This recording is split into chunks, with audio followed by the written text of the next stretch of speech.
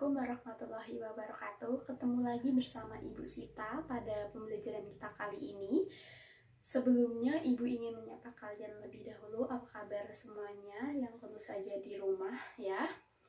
Untuk pertemuan kita pada kali ini, kita akan melanjutkan pembelajaran kita mengenai prosedur pengadaan pegawai.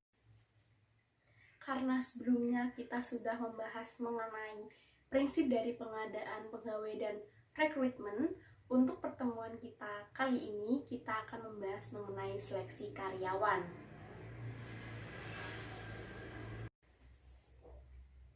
Nah, membahas lebih lanjut mengenai seleksi karyawan, ada 7 pokok yang perlu kita ketahui.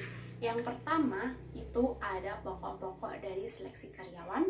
Yang kedua ada tahapan seleksi karyawan, yang ketiga ada penentuan calon utama, keempat penentuan calon yang diterima, keenam adalah pengusulan, ketujuh adalah pengangkatan, dan kedelapan adalah disiplin pegawai. Jadi, langsung aja kita bahas satu persatu. Sebelumnya, kalian bisa lihat dulu gambar yang ada di samping. Jika kalian sudah paham apa gambar itu, tentunya kalian sudah mulai memahami apa itu seleksi dari karyawan. Untuk yang pertama itu ada pokok-pokok dari seleksi.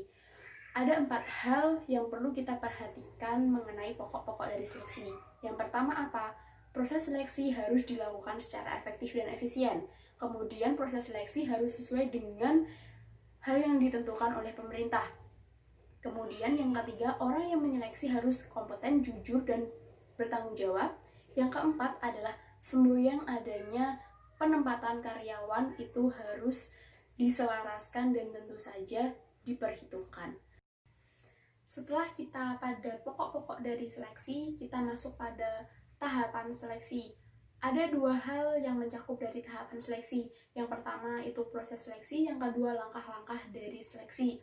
Untuk yang pertama yaitu proses seleksi, ada 7 hal yang harus kalian perhatikan.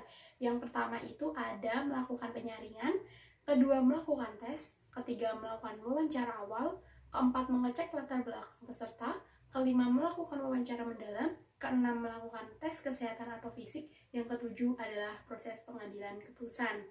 Berlanjut pada langkah-langkah dari proses seleksi itu sendiri ada 5 hal. Untuk yang pertama, kalian bisa melihat slide, ada seleksi administratif atau surat lamaran kerja.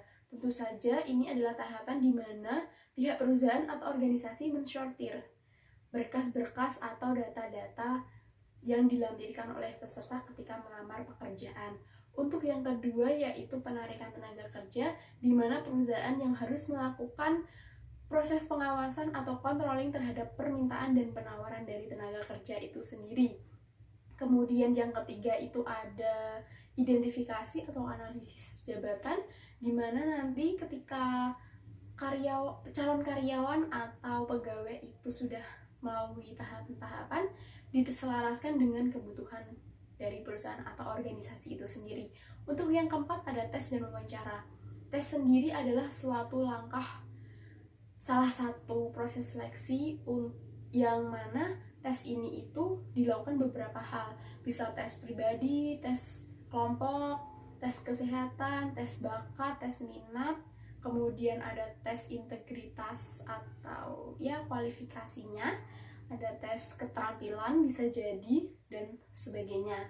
Kemudian untuk wawancara sendiri, hal kenapa wawancara dilakukan antara pelamar pekerja dengan yang berwawancara, untuk mengetahui seberapa jauh kamu mengenali perusahaan, seberapa jauh minat kamu untuk bergabung dengan perusahaan, dan melalui wawancara, si penilai atau petugas akan bisa memberikan gambaran terhadap calon pegawai itu sendiri.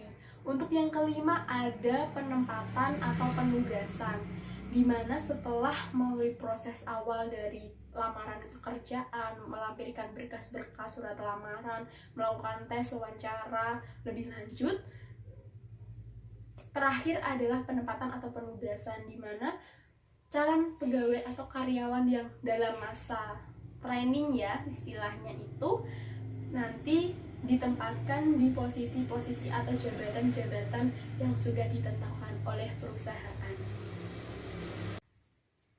Setelah masuk pada tahapan seleksi, kita berlanjut kepada penentuan calon-calon utama dan penentuan calon yang diterima.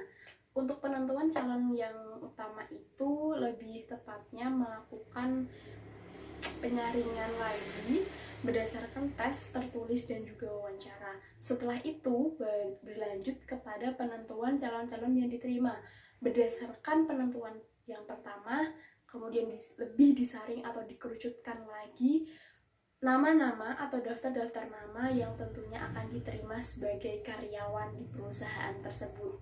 Setelah itu, kita masuk pada proses pengusulan. Pengusulan ini di mana pihak yang melaksanakan rekrutmen atau wawancara dan sebagainya biasanya kalau di perusahaan itu dilakukan oleh bagian HRD ya, bagian manajemen personalianya, dan kemudian daftar nama-nama tersebut distorkan atau diberikan kepada pimpinan untuk ditinjau kembali apakah karyawan ini dengan data sebagai berikut ini sudah memenuhi apa yang diinginkan. Jika sudah, maka berlanjut ke proses yang selanjutnya yaitu pengangkatan, di mana menerbitkan atau memberikan surat keputusan yang mengatakan bahwa nama-nama yang sudah ada dalam daftar itu masuk sebagai karyawan atau sudah resmi bekerja di perusahaan tersebut. Setelah melakukan proses itu, tentu saja tidak hanya sampai di situ saja, berlanjut lagi pada tahap yang terakhir yaitu disiplin pegawai. Disiplin pegawai ini lebih kepada pegawai dalam menjalankan dan mentaati peraturan dan tata tertib yang sudah dipegang atau dijalankan di perusahaan tersebut.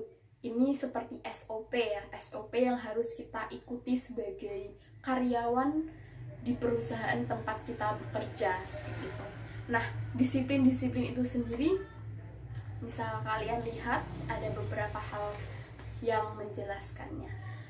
Itu saja penjelasan dari Ibu mengenai subbab kita yang terakhir yaitu seleksi karyawan. Semoga kalian bisa memahami apa yang Ibu sampaikan dan memahami PPT yang Ibu sampaikan.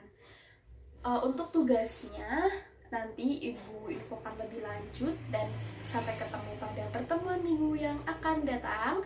Salam sehat untuk kita semua dari Ibu Sita. Sekian, wassalamualaikum warahmatullahi wabarakatuh.